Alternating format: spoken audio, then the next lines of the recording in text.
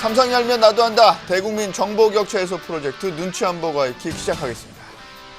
자, 출연자부터 소개하죠. 허성무 경남대 초빙 교수 나오셨습니다. 반갑습니다. 자, 성공회대 최진문 교수 나오셨습니다. 네, 안녕하십니까. 그리고 하이킥의 머슬 최영호 현대경제연구원 고문 나오셨습니다. 반갑습니다.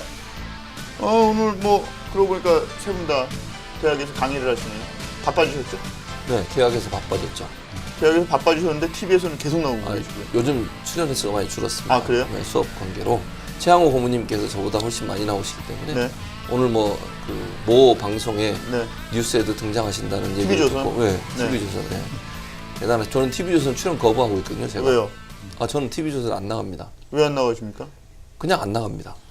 뭐 그거 뭐 특별히 그러면 뭐 성향이나 이런 것 때문에 안 나가시는 거예요? 뭐 그런 면도 있는 것 같고요. 네. 개인적으로 아니, 또 저랑 잘 안 맞기 때문에. 저 방통위원장 하실 분이 특정 매체에 대해서 호불호가 그렇게 강하시면 그거는 나중에 그 후폭풍으로 날라오실 텐데. 하실 분이라는데 언제 할지는 모르겠고 아직 아무 연락이 없는데 무슨 제가 이 정권 안 되더라도 합니까? 다음 정권에 저희 보수가 다시 잡으면 한번 크게 일을 같이 해봤으면 좋겠습니다. 근데 오늘 재밌는 뉴스가 하나 나왔습니다. 말씀 중에 뭐 죄송하지만 이해운 바른정당 대표에 관련된 YTN 보도가 있었죠. 어떻게 보셨어요, 허성무 교수? 예, 일단 뭐 시기가 굉장히 미묘한 시기에 그게 무슨 나왔다, 말이죠? 이런 생각이 듭니다. 왜냐하면 지금 원내 자원 대표가 꾸려져 있는 뭐 그러니까 이제 사당 아닙니까 사실상에. 그렇죠. 그 중에서 제일 약한 게 바른정당 아닙니까? 그래서 바른정당을 가운데 놓고 뭐 국민의당과 연합을 할 것인지 아니면 바른정당의 일부가 뭐 자유한국당과 합당을 할 것인지 네. 또는 뭐 독자적으로 자강해서 갈 것인지 이런 여러 가지가 이야기가 있는 중에 이해훈 대표는 자강론의 대표 선수 아닙니까? 그렇죠. 그러니까 이제 합종 연행에 반대하고 일단은 우리가 굳세게 서자, 보수를 혁신하자 이런 주의인데. 내기를 간다.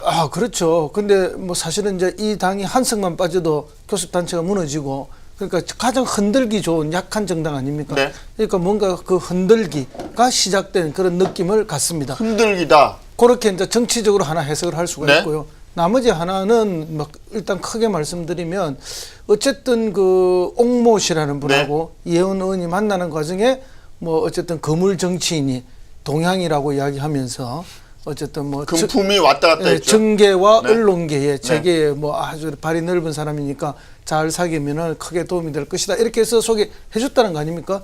그래서 이제 두 사람이 만났는데 금품이 오고 가고 선물이 오고 가고 돌려줬다 하고 뭐 이런 받기는 받았는데 또 돌려줬다고. 예, 뭐 처음에는 받은 적이 없다 했다가 네. 받긴 받았는데 갚았고 뭐 이런 이야기인데 결국 이건 보면 이제 개인끼리에 뭔가 국회의원 선거를 앞두고 도움을 주고 도움을 받고 서로의 기대치가 있었던 거죠. 근데 이제 그 기대치의 대차 대조표가 지금 안 맞아 떨어진 거죠. 그러니까 한쪽이 뭔가 내가 손해봤다 이런 느낌이 있어서 뭔가를 더 요구하고 이런 과정 속에서 불거진 것이 아닌가 이렇게 보고요. 근데 만약에 이제 손해를 본 것이 아닌데도 불구하고 계속 뭐 이렇게 금전적인 요구가 있고 뭐 있었다면은 이제 발목이 잡힌 그런 케이스라고 봐야 되죠. 어쨌든 처음에는 선의를 베푸는 척 했다가 그걸 약점으로 발목을 잡고 정치인들이 약하잖아요.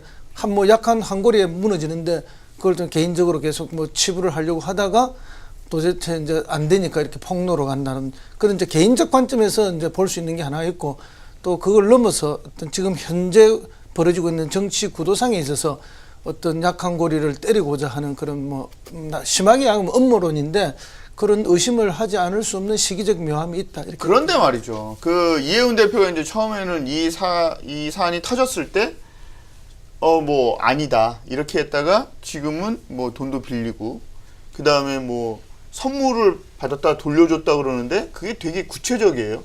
벨트, 가방 바로 돌려줬는데 어떻게 벨트, 가방 뭐 그런 거 어떻게 알았는지도 그리고 이제 신기하고요. 그 말도 또 좀 이상한 게 이제 뭐 나중에는 뭐 허성무 그거 교수. 뭐라 그러죠. 뭐 연예인들이 여러 가지 이렇게 치장, 코디에 뭐 치장을 하는 그런 네. 것으로 받았다가 나중에 또 선물이 됐다가 돌려줬다가 뭐 이렇게 이제 표현이 자꾸 바뀌는 걸 보면은 네. 어쨌든 명쾌하진 않아요. 이해훈 의원의 해명도 네. 명쾌하진 않지만 그럼에도 불구하고 또 한편으로 보면은 이해훈 의원이 사실은 좀 엮인 느낌도 조금 들고요. 해명하는 일부를 보면은 아, 어느 것이 자기 스텝이 꼬인 느낌이 든다는 네, 거죠. 그런 것도 있고 아니면 이제 저 옥모 씨라는 분한테 좀 네. 엮인 느낌 아. 그런 것도 있고 한데 이것들이 다 섞여 있는 것이 아닌가. 섞여 있다. 네, 진실은 검찰 수사로 밝혀지겠죠. 지금 예원은이 이야기를 했거든요. 허위사실 유포에 의한 명예훼손이다. 네. 그래서 검찰에 고발하겠다. 이렇게 했기 때문에 저희도 이거 얘기하면서 검찰에 고발당할 수 있어요. 아시죠? 우리는 지금 고발 안 당하는 수준에서 이야기하고 아, 있잖아요. 그런데 이제 6천만 원을 또 빌렸단 말이죠. 그 옥모 씨라는 분한테 이해운 대표가. 근데 이해운 대표 재산 상황을 보니까 65억입니다. 부동산까지 하면 훨씬 평가액이 높아질 테니까 80억에서 100억대의 자산가인데 그렇죠. 6천만 원을 빌리고 또 이해운 대표의 표현에 의하면 계속 나눠서 다 갚았다는 거 아니에요. 그럼 거의 뭐 80억에서 100억대의 자산가가 그렇게 위험하게 6천만 원을 왜 빌렸을까?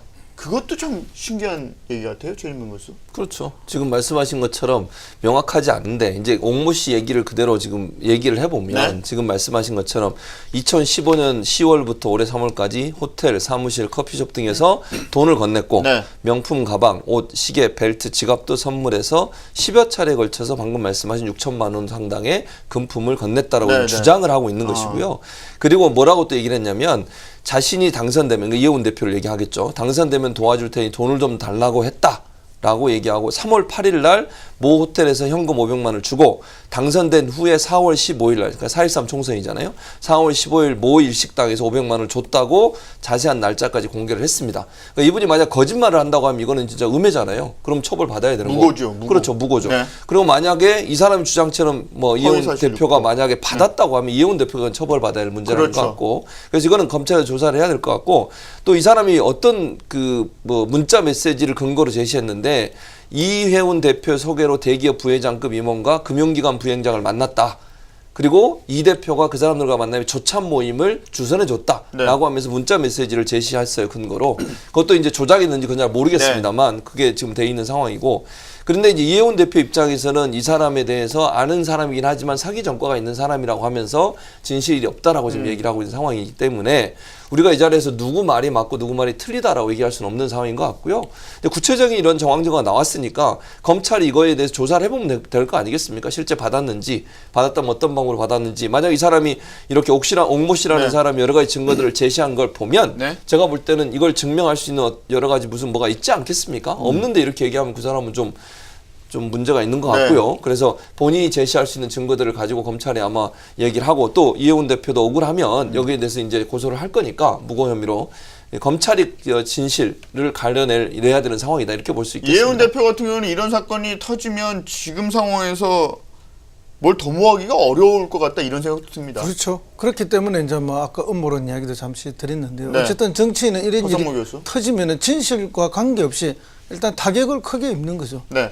그리고 또 지금 시기적으로는 어쨌든 바른정당을 자강론으로 이렇게 해서 다음 지방선거까지 제대로 한번 세워서 지방선거 때 국민들의 심판을 한번 받아보겠다는 야심찬 포부를 지금 가지고 있는 거 아닙니까? 네. 그리고 보수개혁을 제대로 하는 것이 무엇인가 하는 것을 제대로 한번 보여주려고 하고 있는 것이고 이런 과정에서 이제 이런 사건이 터지게 되면은 이제 당 대표로서 이 지도력에 심대한 타격을 받는 게 맞죠. 그렇죠. 그리고 개인의 타격뿐만 아니라 바른정당 전체가 흔들릴 가능성이 있는 거죠. 왠가 하면 지금 김무성 전 대표가 뭐 뭔가를 도모하고 있지 않습니까? 그렇죠. 예, 그것은 지금 이해운 예, 어제 자유한국당하고도 만나서 그렇죠. 국건이 손을 잡으면서 뭔가 이렇게 도모하는 모습을 보였죠. 뭐 토론회를 빈자. 빙자했는데 그렇죠. 그런 게 맞습니다. 많죠. 그래서 뭐 그것도 뭐 나쁘다 좋다 말할 수는 없는데 그거는 그대로의 한 흐름이 있는 네. 것이고 이건 이것대로의 한 흐름이 있는데 정치라는 것은 다 자기가 유리한 어떤 뭔가를 만들기 위해서 도모를 하는 건데 시기적으로 매우 특이한 시기에 이 사건이 터졌다는 거죠. 네. 그렇기 때문에 이제 의심의 눈초리를 가지고 보는 거죠. 저희가 우연찮게 바른정당 원외 인사를 모셨습니다. 최영호 공은 지금 바른정당 내부 상황은 어떻습니까? 이 이해운 대표의 이 어떻게 보면 스캔들이죠. 스캔들에 대한 저는 저 바른정당 바른정당 원외 인사는 아니고요. 거기는 뭐 저 관계 인사라고 하겠습니다. 근처에도 안 가고요. 알겠습니다. 자, 이해운 대표 얘기가 나왔으니까 오늘 또 물 타시면 안 됩니다. 물 타면 전혀. 네. 이현 대표 얘기를 이제 여기까지 마치고 오늘 주 제목인 박성진 장관에 대해서 네. 그 얘기 할 토론하는 거예요. 시간이- 예. 어떻게 바로 보세요? 넘어가시죠. 입장을 밝히세요. 최영호 네? 고문님 입장을 밝히세요. 방어를 방금- 해주시던지 제가 안 이제 그러면 이제 네. 쭉 들어보니까 네. 이해운 대표 얘기 나오고 그다음에 또 뭐 김무성 전 대표 얘기 나오고 이 포위망이 쫙 좁혀드는 그런 기분이 듭니다만 검찰과 경찰에서 잘 조사할 거라고 믿습니다. 그러면 이해운 대표는 흔들림 없이 본인의 할 일을 할 것이다 이렇게 보시는 거예요? 이런 스캔들이 터졌어도? 그렇게 또 이제 몰고 가시면 포위망이 더 이제 목을 죄는 네. 그런 잘 하시겠죠. 왜냐하면 뭐 우리는 무죄 추정의 원칙에 의해서 네. 뭐 자기 진실을 이제 밝힌다 그랬으니까 밝히시고 검찰에서 거기에 합당한 조사를 하시고 보수당은 이게 문제입니다. 홍준표 대표도 지금 결심이 남아 있는 상황이고요. 이해운 대표 이제 검찰 조사 받으면서 검찰 왔다 갔다 할 거 아닙니까? 도대체 보수에서는 그럼 이런 일이 계속 터지면 진정한 건전한 보수는 언제 만드냐는 거죠. 그러니까 아까 우리 허성무 교수가 네, 최영호 잠깐 고문. 말씀하신 것처럼 네. 보수의 또 유일한 희망이 한 분 살아 계시죠 아직. 누구요? 김무성 대표요? 그 김무성 전 대표? 뭐 얘기는 안 하겠습니다. 네. 아무튼. 알겠습니다. 봐야죠. 근데 하여튼 지금 바른정당하고 자유한국당은 지금 정책 공조에 관해서는 굉장한 소위 외연을 넓혀가는 데 대해서는 동의를 하고 있습니다. 그래서 지금 뭐 사실 모든 여의도에 돌아가는 거에 끝에는 기승전 내년도 지방선거 아닙니까? 그렇죠. 그래서 그거의 공조를 여는 큰 이 운동장을 만들기 위해서 정책 공조는 굉장히 급한 물살을 탈 것이다. 그렇게 지금 보고 있고요. 뭐 어저께 이제 원전에 대해서 이제 반대 토론의 마지막 세미나를 어저께 하면서 네. 사실 바른정당 의원보다 자유한국당 의원들이 더 많이 오셨어요. 네, 그래서 네. 그런 걸로 봤을 때는 바른 정책과 어떤 이 쟁점 있는 정책에 대해서는 어떤 의견을 같이 할 수 있는 부분들이 분명히 있다. 그런 판단을 어저께 내렸습니다. 그 와중에 허성무 교수께서 말씀하셨던 자강론을 외치고 있던 이해운 대표가 이런 스캔들에 휩쓸리면서 본인의 입지가 좁아지는 이런 상황에 대해서는 뭔가 생각해볼 문제인 것 같다라는 생각을 해봅니다. 그렇죠? 뭐 시기적으로 미묘하게 맞아 떨어졌다 그런 이야기죠. 본인의 잘못을 떠나서 그렇죠? 왜냐하면 자강론자들이 강하면 강할수록 연대나 뭐 합당, 통합 이건 어렵지 않습니까? 그렇죠. 그렇기 때문에 이제 이 사건이 자강론자들의 힘을 빼는 한 계기가 될 수 있기 때문에 그런 면에서 이제 어떠한 증거도 없지만 그냥 시기적으로 아주 미묘하게 터졌다 그런 이야기를 하는 거죠. 시기적으로 미묘하게 터졌다. 그렇군요. 참 재밌습니다. 자유한국당 대표도 그렇고 바른정당 대표도 그렇고 이렇게 구설수에 올라가지고 본인들의 발목을 자기들이 잡고 있는 이런 상황에 대해서는 근데 이건 생각해볼 문제가 있는 이건 거예요. 정치 구조적으로 우리가 또 한번 짚어야 될 문제인 것은 어떤 사실입니다. 구조죠? 어느 당이든지 당 대표 선거를 할 때 돈이 많이 들잖아요. 뭐 기본적으로 몇 억이 든다는데 많이 들면 10억도 들고 네. 그럼 그 돈은 어디서 나오죠? 뭐 국가가 지원해 주나요? 아닙니다. 다 자기가 조달해서 쓰는 그렇죠. 거예요. 그럼 그게 갑자기 어디 후원금으로 들어오나요? 그런 것도 아니잖아요. 어딘가로부터 자기가 기존에 자기가 돈이 있는 사람이 자기 돈을 쓰기도 하지만 이제 그런 문제가 하나 있고 그다음에 두 번째는 이게 국회의원 선거 같은 거 할 때 이제 당내 경선이 있어요. 이해운 의원이 당내 경선을 했지 않습니까? 그 유명한 누구죠? 조윤선 네. 예, 그분하고 경선이 치열하게 그렇죠. 했대. 맞습니다. 그럼 이게 당내 본선거에서 쓴 그 본선거 비용은 국고 보조가 되고 있지만은 예선전에 쓴 거는 어디에서 보조되는 게 아닙니다. 결국 자기 돈으로 다 해야 되는데 사실 이해운 의원의 지역구는 예선만 통과되면은 본선은 자동으로 된다라고 그렇죠. 이야기하는 그런 지역구 아닙니까? 오히려 본선 때는 선거운동 열심히 하면은 지역 구민들이 욕한다잖아요. 시끄러워서. 그때 뭐 조용히 있는 데 없는 듯이 이렇게 있으면 오히려 표 더 많이 나오고 당선되는데 그러니까 예선은 시끄럽게 해야 되고 돈도 많이 드는 거 아닙니까? 그럴 때 뭐 그걸 앞두고 이런 달콤한 유혹이 왔고 그 유혹과 어떻게 연결이 됐는지 그 우리가 알 수는 없지만 이제 개연성으로 이렇게 설명을 해보면은 그런 정치의 뭐 당내 선거라든지 당내 경선이라든지 이런 구조 속에서 고비용이 아직도 들고 있다. 고비용. 예, 그런 예선전 고비용에 대해서는 지난번에 한번 얘기했는데요. 허성무 교수께서 방금 전에 조윤선, 이해운 두 사람의 예선전에 돈이 많이 들어갔다고 했잖아요. 들어갔을 거기 거라고 추측하죠. 아니요, 많이 들어갔답니다. 거기 한 분 더 계십니다. 자, 최영호 고문도 거기 예선전에 같이 참여를 하셔가지고 그러셨군요. 그때 돈이 얼마나 들어간지 본인이 알고 계세요. 입을 여세요. 입을 왜 입을 닫고 이런 계십니까? 거를 전문 용어로 의문의 일패라 그럽니다. 뭐 경선했는데 제 이름이 빠진 부분. 그럼 아니 뭐 저 본인 예, 그 최영공은? 당사자들만 알겠죠. 그 돈이 얼마나 많이 들었는지 또 특히 이제 19대 20대를 가면서 SNS 부분들이 굉장히 이 뭐 유능한 도구들로 쓰이다 보니까 사실 오프라인보다 온라인이 어떤 땐 비용이 더 많이 들 수도 있습니다. 그 문자 뭐 나가고 이런 부분들이 그래서 분명히 본인들이 뭐 이 선관위에 신고를 잘 했을 거고 그런 부분들이 뭐 지금 걸리질 않았으니까 우리는 다 잘 하셨으리라고 생각을 듭니다만은 뭐 이 이해운 대표의 이런 사건에 대해서는 제가 뭐 진짜 드릴 말이 없네요. 같은 지역의 경쟁자 입장에서 말씀 못 하신다 뭐 이렇게 저희는 받아들이겠습니다. 감사합니다. 그렇죠? 네. 그런데 제가 알기로는 뭐 이건 여담인데 아마 초기에 여론조사는 최영호 고문이 앞서고 있다가 마지막에 뭐 좀 뒤집힌 걸로 제가 그렇게 얘기를 들었어요. 아니 근데 그거 허위 사실 유포될 수 있습니다. 아닙니까? 그러니까 이제 뭐 정확한 이거 근거 없이 말씀하시면은 제가 그럼 나중에 다 취재해가지고 다시 말씀드릴게요. 아니 네? 근데 아까 네. 말씀하신 그 SNS라든지 뭐 문자 메시지 보내 이런 비용이 굉장히 많이 들어요. 그래서 예선전에서 정치 자금으로 너무 돈을 많이 써버려 가지고 정말 본선에 가서는 문자 보낼 돈이 없어 가지고 이제 이렇게 선거 비용이 한계가 있지 않습니까? 그렇게 해서 굉장히 고전했던 그런 본선 후보들도 있다는 이야기를 제가 들었습니다. 아까 말씀하신 대로 그 이제 서초 지역이라는 게 본선이 아까 별로 치열하지 않는 그러니까 이제 진짜 나가면은 돈이 안 드니까 이제 사실 이 여당의 공천을 받으면 선거운동을 못 나가게 하는 지역입니다. 왜냐하면 괜히 나가서 선거법에 걸릴까봐. 그럴 정도로 이제 그런 지역이기 때문에 당내 경선이 굉장히 치열했죠. 그렇군요. 그래도 이해운 대표의 스캔들을 보면서 그리고 방금 전에 이 전문가들이 말씀하셨던 내용을 들어보니까 정치인 스폰서십에 대한 유혹 이것에 대해서 우리가 뭔가 한번 생각해 볼 과제는 과제 같다 이런 생각이 듭니다. 그렇죠? 네. 다음 주제로 한번 넘어가 보죠.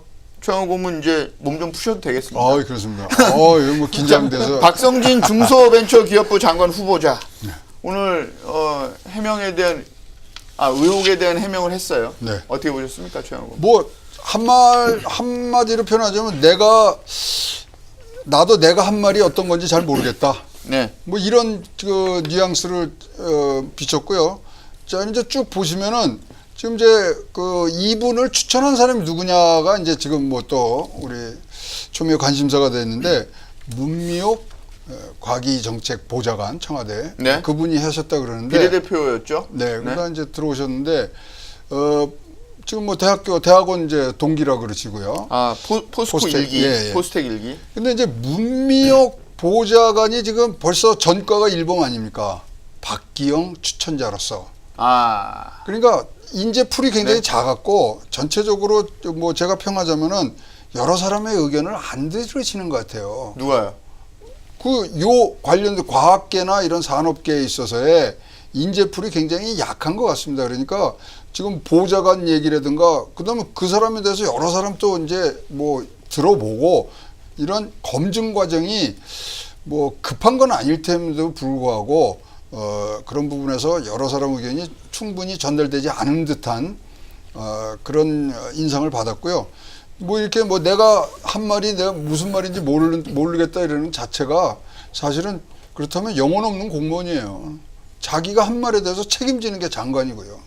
그래서 그런 면에서 지금 뭐 귀추가 주목됩니다만은 뭐 어쨌거나 지금 과학적이라든가 산업적으로는 굉장히 훌륭한 자질을 좀 더 증명을 하셔야 이런 개인적 흠결이 좀 덮여지지 않을까 하는데 그것도 잘 안 보이는 그런 상황이라고 보여집니다.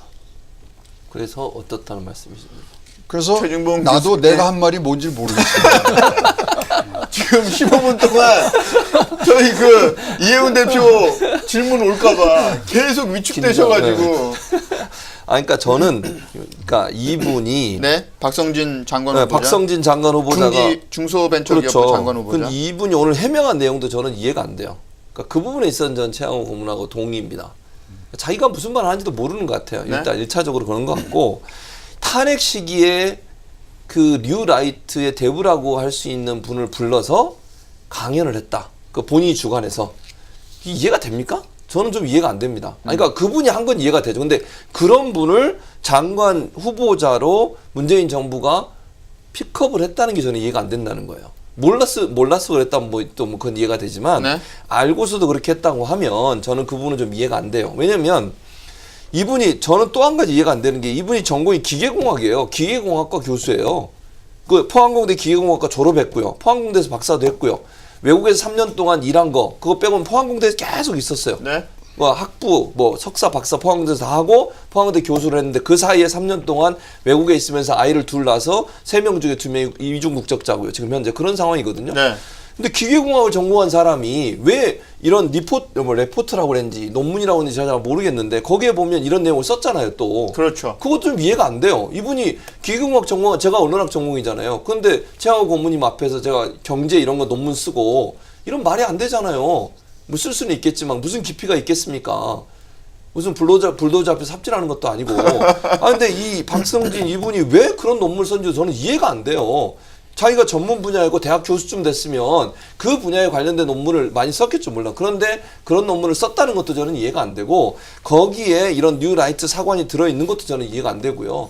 그리고 문재인 대통령 직접 얘기하셨잖아요. 8.15 경축사에서 건국일에 대해서 분명히 밝히셨지 않습니까? 그렇죠. 오늘 해명에서는 처음 알았다. 건국과 정부 수립이 다르다는 걸 처음 알았다. 탄핵 시기에 이 모 교수를 불러서 그걸 시킬 정도면 네. 그걸 몰랐다는 건 저는 이해가 안 돼요. 그럼 그분이 누군지도 모르고 초청을 합니까? 아니 교수가 자기 학과에 행사를 하는데 제가 막 교수인데 저희 학과 행사하는데 초빙 강사를 초빙하면서 그 사람이 어떤 경력을 갖고요, 무슨 얘기를 할지, 어떤 주제로 얘기할지 다 논의하고 상의해서 부르는 거 아니에요? 근데 뻔하게 그런 얘기 할 줄 알면서도 불렀다고 하는 건 자기가 동의하는 거 아니겠습니까? 또 본인이 쓴 그런 내용에도 그런 내용이 들어있고요, 분명히. 그럼 이거 부인할 수 없는 거예요. 몰랐다? 저는 박사까지 한 사람이 그런 얘기 하는 것도 책임이 없다고 보고요. 그건 제가 볼 때 진실이 아닐 가능성이 높다고 저는 생각합니다. 그러니까 이 개인에 대한 그런 예, 평가 허평모여서. 부분은 저는 뭐 최 교수님 이야기에 동의를 하는데요. 네. 이제 이분을 그러면 왜 그 중소벤처기업부의 장관으로 뽑았을까 하는 분 이제 이해가 잘 안 간다는 말씀을 계속 하시는데 굳이 또 우리가 이해를 해보자면은 지금 탕평인사 요청을 많이 하고 있지 그게 않습니까? 무슨 말입니까? 탕평이사가. 지금 문 대통령이나 네. 문재인 대통령 정부하고 전혀 다른 역사관이라든지 뭐 이런 아, 진보가 아니고 보수 인사를 데리고 온 거다. 그래서 가치관을 갖고 탕평이다. 있고 아마도 그런 차원이라면 이해가 가능하겠지만 그런 차원이 아니라면은 정말 이해하기 좀 어려운 부분이 있다. 네. 결국은 이제 뭐 이분이 어떻게 해서 추천됐고 어떻게 해서 그 과정까지 가게 되는가의 과정에서 역할을 하신 분들이 있을 텐데 이분들의 역할도 좀 이렇게 정당했느냐에 대한 의문이 하나 있고 그다음 둘째는 검증에 대한 의문이 또 하나 있죠, 그죠? 그런 두 가지 의문이 있을 수는 있습니다. 그러나 그럼에도 불구하고 굳이 우리가 또 이해를 해주자면 뭐 대탕평 인사다 이렇게 뭐 예언을 할 수 있겠지만 뭐 실질적으로 이 한 명으로 대탕평 인사를 하려고 했던 것은 아니기 때문에 우리 최 교수님의 지적이 저는 뭐 타당하다고 보고요. 그런 면에 있어서는 아마 이제 오늘 조금 더 고민들이 있어야 되지 않겠느냐. 본인은 뭐 그래도 내가 국가에 기여할 방법이 있을 거다 이렇게 이야기를 하시는데 과연 뭐 이분 말고도 국가에 기여할 만한 사람들이 없을까 하는 생각을 해보게 되고요.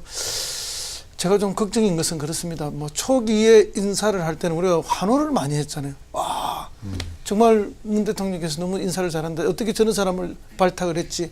물론 일부의 야당의 네. 반대가 있었지만은 외교부 장관 발탁 때도 많은 사람이 박수를 쳤고 또 야당의 반대가 있었지만 이 사람은 돼야 된다라고 우리가 다 주장을 해서 되도록 하는데 일조를 했다고 생각을 하는데 최근에 이제 마지막에 이 오면서 이런 한두 명은 뭐 조금 뭐 우리가 덮보잡이라고 합니까? 뭐 갑툭튀기라고 합니까? 뭐 이런 갑자기 좀, 툭 튀어나온 인사. 그런 느낌이 좀 듣도 보도 들어서 못한 인사. 좀 걱정스럽다 하는 생각은 뭐 지울 수가 없습니다. 그 이렇게 장관급 인사의 흠결이 이렇게 발견이 되고 논란이 계속 불거지는 이런 식으로 인사가 되면 조국 민정수석이 뭔가 책임을 져야 되는 거 아닐까요? 어떻게 보세요? 노무현 대통령 때도 인사위원회를 열었는데 그때 이성준 부총리가 이제 낙마를 하자마자 거기 인사위원회에 있는 사람들 다 사표 썼습니다. 그래갖고 그때 민정수석하고 네. 뭐 등등 이제 뭐 퇴직을 하게 되죠. 그런 것처럼 철저한 인사위원회의 그 역할에 대해서는 진짜로 마지막 보루인데 그것이 무너졌다는 것은 진짜 조국 수석이 지금 4번째입니다. 지금 뭐 낙마까지 보면 그렇죠. 이런 것에 대해서는 굉장히 책임을 누군가가 져야 됩니다. 안 그러면 인사가 만사고 나중에 결국 이러한 분들을 중심으로 해서 어떤 큰 문제가 생기면 네. 더 큰 문제가 대통령한테 올라붙거든요. 그래서 누군가는 여기서 카트를 해줘야 되는 부분들이 있고요. 특히 이제 이게 좀 더 이제 무게감을 갖고 가는 게 이번에 각국 대사들을 보내시는데 다 비외교관이고 또 캠프에서 일하신 분들 나오니까 네. 지금 좀 더 이게 증폭되는 상황이 됐어요. 왜 인사에 어떤 기준이 없는 것처럼 보이니까. 그래서 이런 지금 뭐 요 마무리를 갈무리를 잘 하셔야 되는데 일단 본인이 의사가 있으셔야죠. 그럼 자기가 사퇴를 한다든가 뭘 이제 책임지는 얘기들을 해야 되는데 계속적으로 사퇴는 안 하겠다 이러고 의혹은 증폭되고 있고. 문재인 정부의 인사참사의 패턴이 있습니다. 논란이 되고요. 맞습니다. 그 다음에 본인이 나와서 기자회견을 해서 모두가 사퇴를 할 것이다 예상을 하면 나와서 굳은 의지를 보이면서 대한민국을 위해서 내가 이 한 목숨 바쳐서 한번 해보겠습니다라고 이야기를 한단 말이죠.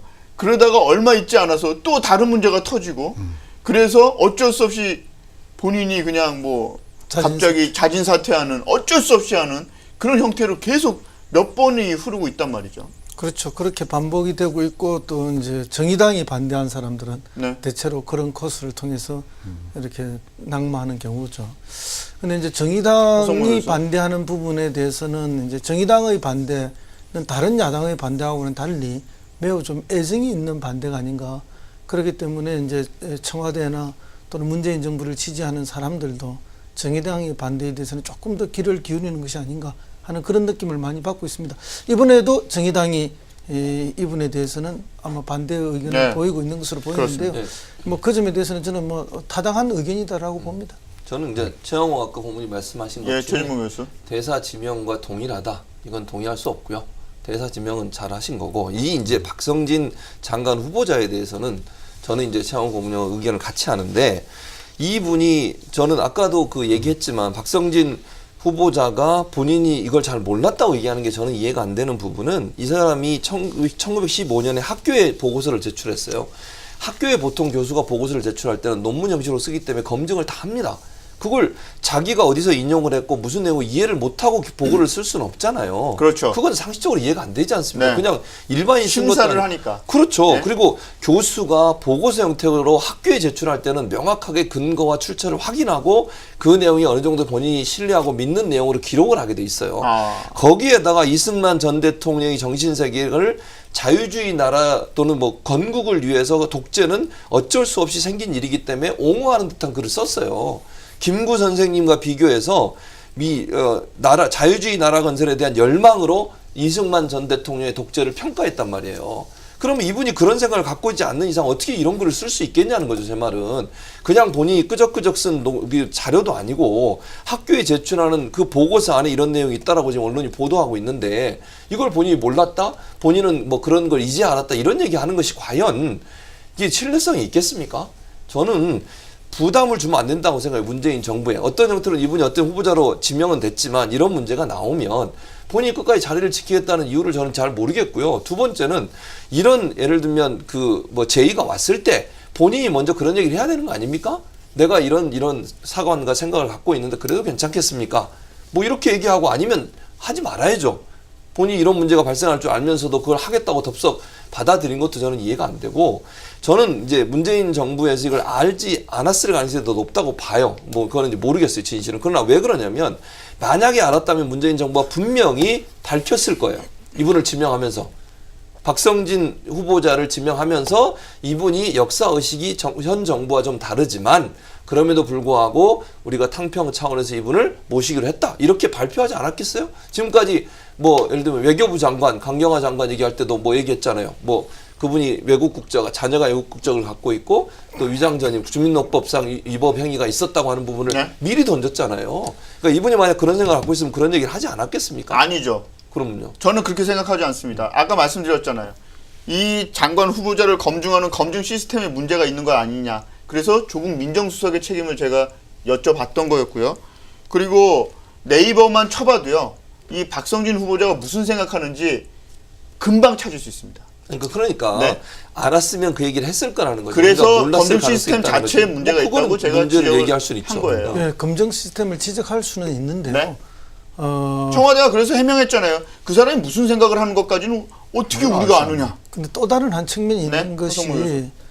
이 중소벤처부 장관을 임명을 하려고 찾으려고 사람을 여러 찾아보니까 할 사람이 없다는 거 아니에요 지금. 뭐 그런 거였죠. 예, 다 이제 뭐 주식을 갖고 있어서 장관 하려면 주식 백지 신탁에 팔아야 되는 거 아니에요.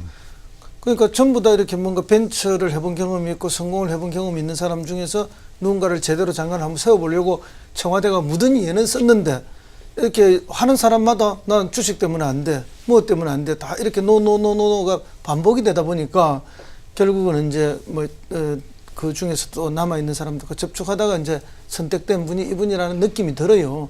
그렇다 보니까 흠결은 있지만 더 이상 선택할 사람이 없다. 이게 풀이 좁다는 게 아니고 아무리 풀을 넓혀도 다 비슷비슷한 조건에 이렇게 안 되는 조건들이 있으면 어쩔 수 없이 누군가를 선택해야 되는 문제가 생기거든요. 그 지난번에 국방장관 임명할 때도 이런 문제가 있었지 않습니까? 그런 비슷한 그런 어떤 그런 걸 안 가진 사람이 아무도 없다는 거예요, 지금. 그러니까 우리 사회의 가장 중심이 되고 중추가 되는 엘리트들 중에 일부 분야에 계신 분들은 비슷한 수준에 지금 다 나와 있다는 거죠. 그래서 그분들 중에서 누군가를 뽑아서 중책을 맡기려 하니까 이건 뭐 방법이 없는 거예요. 그럴 정도로 우리 사회가 지금 사실은 심각한 문제를 안고 있다. 그런데 말입니다.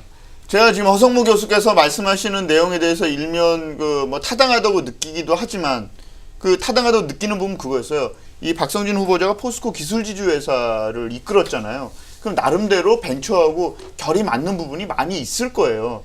그것까지는 좋다 이겁니다. 그러면 본인의 역사관이나 본인의 생각, 그다음에 종교에 대한 생각은 본인이 뭐 최주민 교수 말씀하셨던 것처럼 그 논문에다 쓰고 글로 했으면 나 원래 이런 거 얘기하는 사람이야. 오늘 나왔을 때. 그리고 이런 부분 때문에 나 그런 사상을 갖고 있지만 내가 그런 회사를 이끌어봤고 나는 세계 최고를 만들 자신이 있으니까 나한테 기회 한번 달라. 그렇게 당당하게 해서 그렇죠. 오히려 좋지. 이렇게 해야 되는데 자꾸 변명을 하고 뭐 몰랐다 이제 알았다 이런 이야기를 그러니까. 하니까 국민들이 답답하죠. 예. 맹색이 장관을 할 사람이. 맞습니다.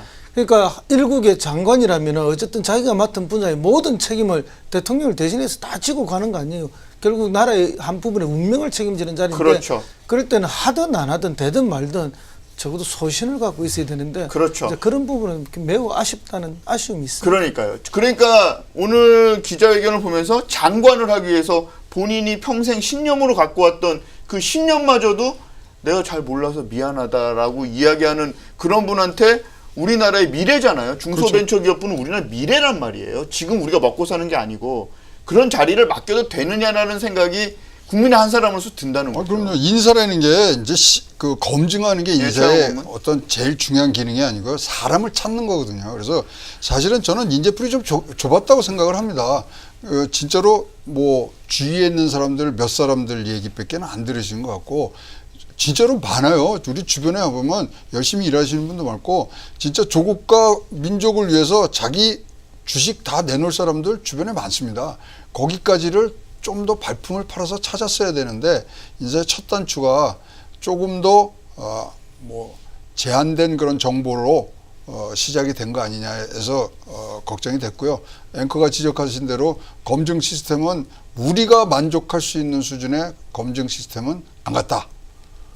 그렇게 생각을 합니다. 그리고 말입니다. 뭐 박성진 후보자 얘기는 여기까지만 하고 싶은데 사실은 이분이 정말 궁금해요. 이유정 헌법재판관 후보자. 이분 지금 경제 채널에서 이분 영입 어떻게 할 수 있는지 지금 다 고민하고 있어요. 이분 투자의 규제라는 소리를 듣고 있습니다. 뭐 법조계 워렌 버핏 아닙니까? 그거 어떻게 이렇게 된 겁니까? 아니 이렇게 좀 비상장 그 얘기 좀 잠깐 해줄 수 있나요? 네, 비상장 주식을 사실 이제 비상장 주식을 사는 것 자체가 전문 투자자들도 이거 완전히 도박이거든요. 이거 어떻게 될지 모르고 상장을 언제 할지도 모르고 있기 때문에 근데 이거를 뭐 어떤 경우로든지 하여튼 이제 정보를 얻고서 사셨을 거 아닙니까? 네. 근데 팔고 또 떨어졌을 때 다시 사고 이런 타이밍이요. 이거는 뭐 저희도 뭐 주식에 대해서 다들 뭐 어드바이스도 해주고 그럽니다만은 이거는 뭐 거의 내부 정보를 갖고서 움직이는 정도의 그런 타이밍으로 가셨기 때문에 1년 사이에 4배가 늘었단 말입니다. 400%인데 이런 수익률을 지금 뭐 도달할 수 있는 부분들이 명쾌하게 해명이 안 되죠. 특히 또 남편분도 이제 법조계 인사인데 네. 그분이 갖고 있던 주식이 그렇게 많이 튀는 데는 또 많은 의혹이 가고요. 사실 같은 법무법원에 일하는 그 다른 변호사가 그쪽에 또 일을 또 봐줬다는 지금 얘기가 있기 때문에 그런 정보들이 오고 간 거 아니냐 해서 지금 이제 사실은 공정위가 이제 조사에 들어갔습니다. 네, 그게 뭐 말씀하셨던 건 이제 백소, 하소 이 문제 때문에 난리가 났던 내추럴 엔도텍의 장외 주식을 이유정 후보자가 사서 이게 문제가 터지기 전에 팔아서 수익은 챙기고 그렇죠? 그렇죠. 빠져나온 거잖아요. 나왔다 다시 떨어지니까 그렇죠? 또 들어간 그렇죠. 거죠. 다시 떨어지면 또 들어가고.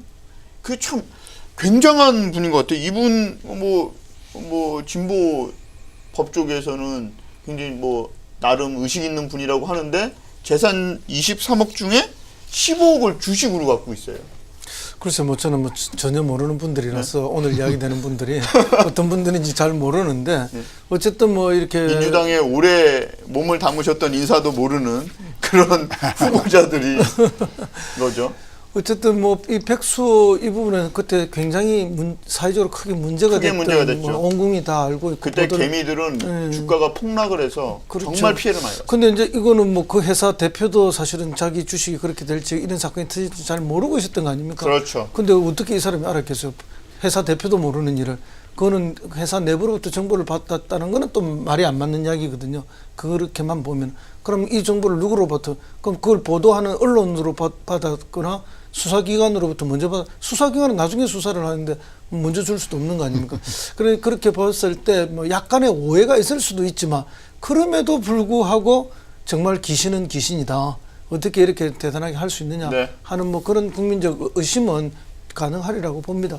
그러나 이제 뭐 사실 이 주식 그런 장애 주식 같은 경우에 또 정말로 정보가 없으면은 감히 접근하기 어렵지 않습니까? 일반 사람들은 예. 못해요. 그런 의미에서 보면은 뭐 의심의 여지는 있다라고 보지만 또 그 의심을 위한 의심도 있다. 한 측면에서 보면은 자기 회사 대표도 자기 회사 물건이 이런 줄 모르고 이렇게 망할 줄 몰랐던 일을 누구로부터 정보를 받아서 그럼 미리 판다 말인가 했을 때 내부 정보를 줄 데가 없다는 그런 하나의 변명은 또 가능하리라고 봅니다. 그리고 그 뭐 내추럴 엔도텍 백소 문제로 문제가 됐던 그 주식도 주식이지만 미래컴퍼니라는 주식의 매매 타이밍도 굉장히 묘한 타이밍입니다. 왜 그러냐면 이 회사가 반도체 장비를 파는 회사예요. 그러면 B2B인데 그렇죠.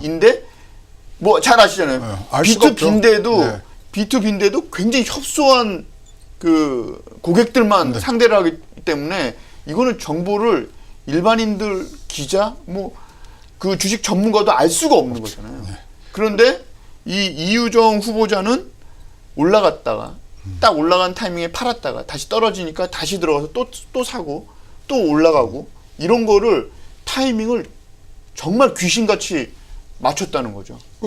뭐 한 번 내지 2번 정도 그게 맞았다 그러면 진짜 뭐 우연이고 그럴 수가 있습니다만 어떻게 이거를 그 타이밍에 그걸 팔고 사고가 이게 사는 것도 그렇고 팔면 또 주식 대금 들어온 것도 일주일 후에 들어오는데 또 그 타이밍을 보면 바로 또 사셔야 되는 부분들이 있으니까 진짜 전문 투자자들의 어떤 행태를 넘어서는 그러한 이 모습을 보았기 때문에 야 이거 진짜로 어떤 이 공정위에서 잘 조사를 해야지 한 점의 의혹이 없는 것 같고요.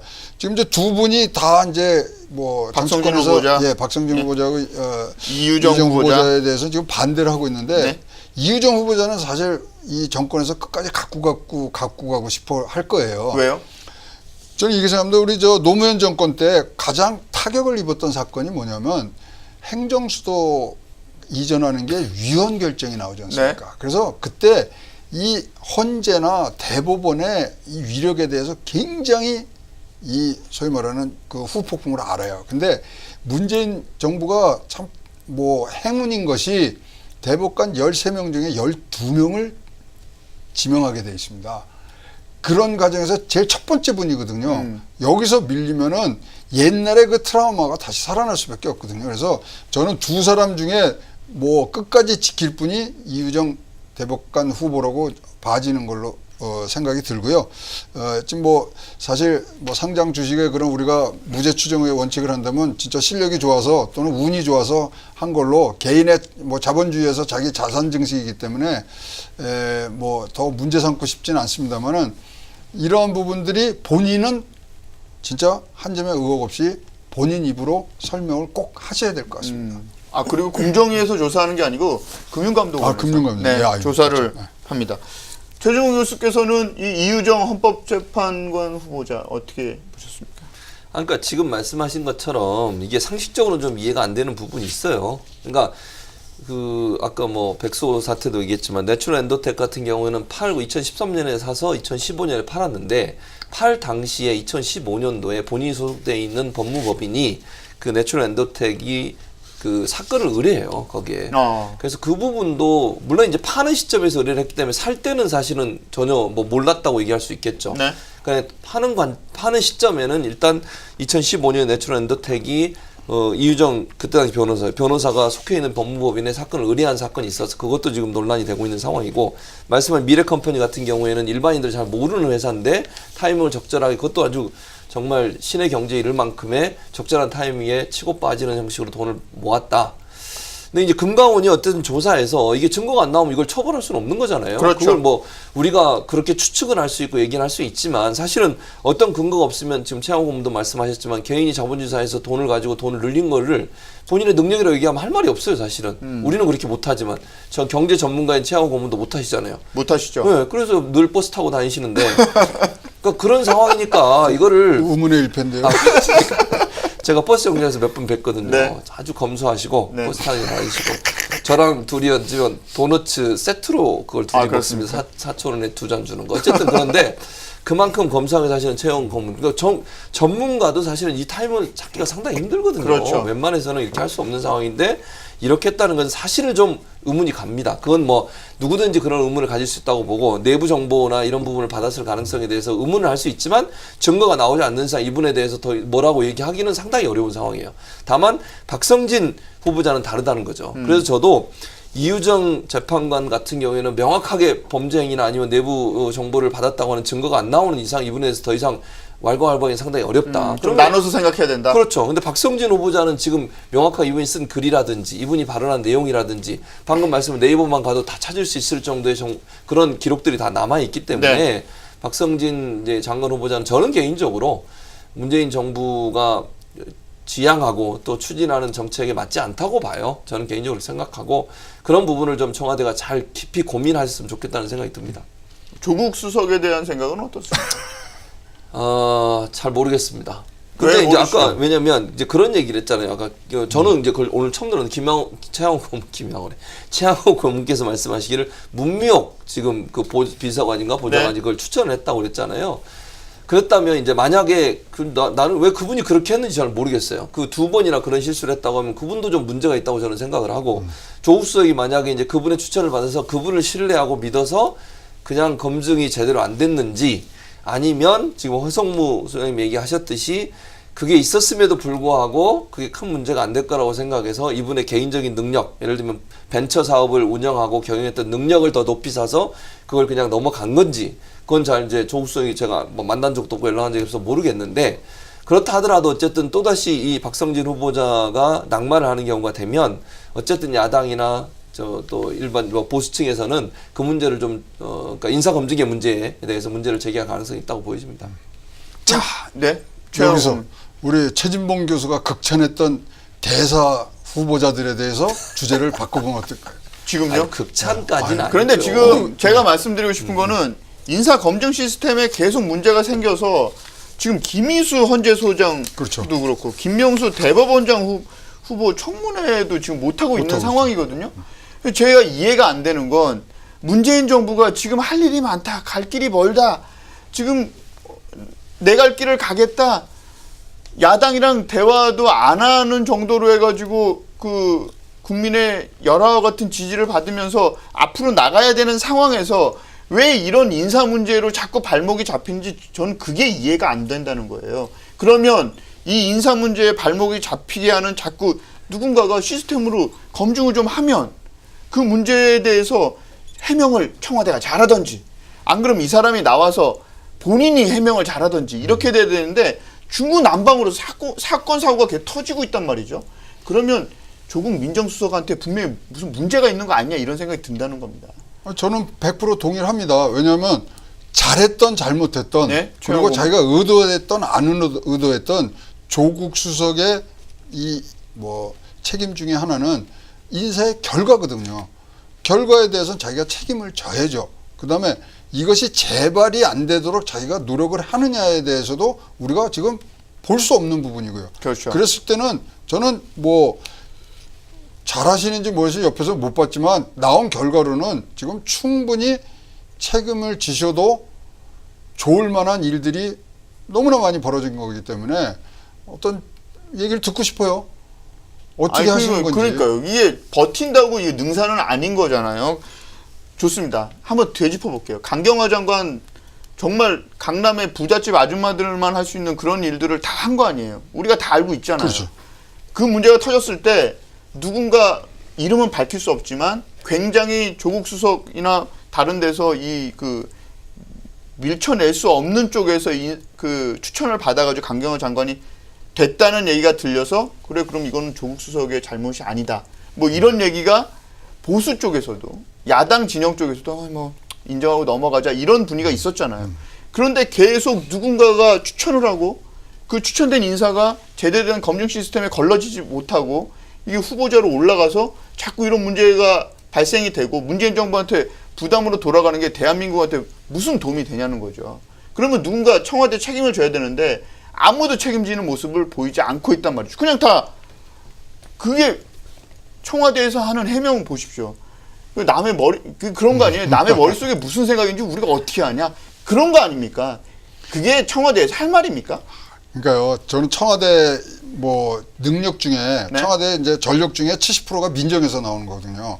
그럼 이렇게 조국 수석이 책임을 안 지고 또 이 전체적인 그림을 그리는데 실패하고 있으면 조국이나 우병우나 지금 대통령 최고 지도자에게 지금 도움을 주고 있는 상황은 아니거든요. 아니 우병우하고는 비교가 쉽지 좀 않습니다. 세게 아니 이렇게 하면은 우병우하고 다를 게 뭐가 있습니까? 우병우는 옆에서 우병우는 견제해주고 해주고 해야죠. 너무 많이 가셨는데. 조금 많이 나갔어요. 너무 많이 나가셨는데. 허성무 교수 그 민주당 인사시니까 이 난국을 문재인 정부 어떻게 청와대 어떻게 헤쳐나가야 된다고 보십니까? 너무 어려운 질문을 저한테 주시는데요. 그래도요. 어쨌든 뭐 인사가 만사를 하지 않습니까? 네. 그렇기 때문에 한 번 더 스스로 좀 돌이켜보는 그런 과정은 좀 필요할 것 같다.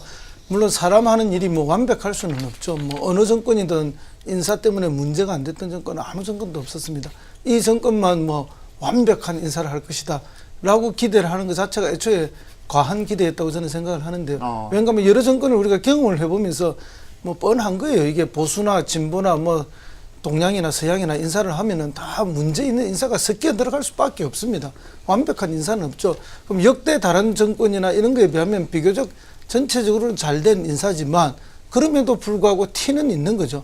이 티에 대해서는 결국 걸러내는 게 맞다 그렇게 봅니다. 그렇게 보고 뭐 저는 헌법재판소에 이제 뭐 헌재 재판관으로 내정되신 분은 저는 뭐 내용이 정확하게 판단할 수는 없습니다. 네. 그러나 이 벤처부 장관님, 네. 중소벤 박성진 장관. 이분은 어쨌든 후보자. 뭐 실력도 있고 또 포항공대 일기라는 게 우리 한국 사회에 굉장히 상징성이 크지 않습니까? 그렇죠. 아마 그런 긍정적인 여러 요소를 고려해서 이분을 한 것 같긴 한데 이분 스스로가 좀 당당했으면 저는 아무 문제가 없다 생각해요. 나는 내 역사관이 원래 좀 그랬다. 또 그것이 다 맞는 줄 알았다. 그래서 이 정부하고는 좀 안 맞았지만 요청이 왔고 그럼에도 불구하고 국가를 위해서 내가 헌신해야 되겠다 생각했기 때문에 참여했다. 그러나 내 역사관에 문제가 있다고 지적이 많기 때문에 나도 한 번 더 돌이켜 생각해 보겠다. 이런 정도로 자기를 정리를 했으면 오히려 박수를 지금 받을 거 아닙니까? 그런데 왜 이렇게 갈팡질팡하는 해명을 하는지 그게 좀 안타깝습니다. 그렇군요. 정권이 바뀐 후에 온 국민은 사회가 바뀔 줄 알고 그렇게 믿고 있었습니다. 그런데 그 정부가 세운 장관 후보자는 건국과 정부 수립을 오늘 처음 알았다고 합니다. 눈치 안 보고 하이킥, 저희가 준비한 내용은 여기까지입니다. 감사합니다.